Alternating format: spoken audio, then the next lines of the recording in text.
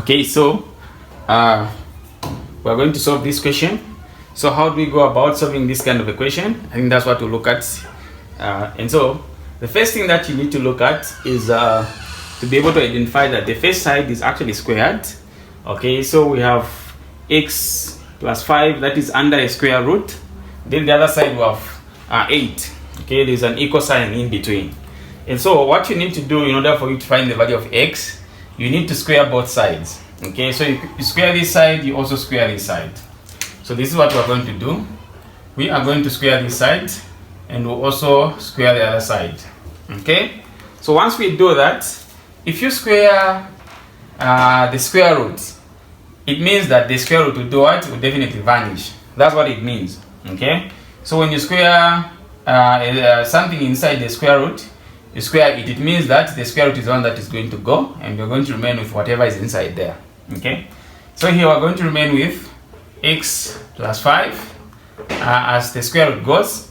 Then here we have 8 times 8, which will give us 64.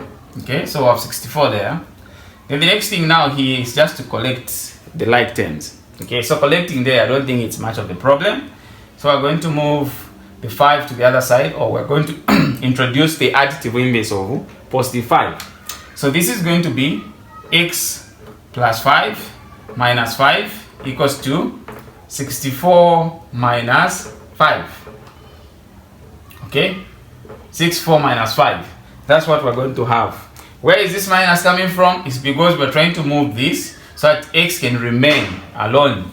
Okay, this side. So how do we take this positive 5 to the other side? We introduce its additive inverse. So the additive inverse is basically the number that has the opposite sign as the plus 5, which is minus 5. Okay, so with that said, now we're going to write this x plus 5 minus 5. This will give us 0. You can say plus 0 if you want.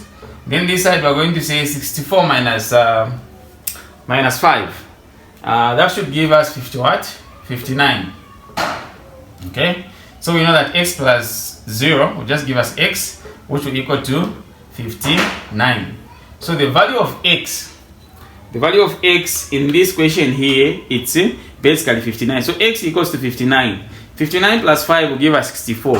What is the square root of 64? It's the 8 that we had on the other side. Thank you very much for watching, and follow for more.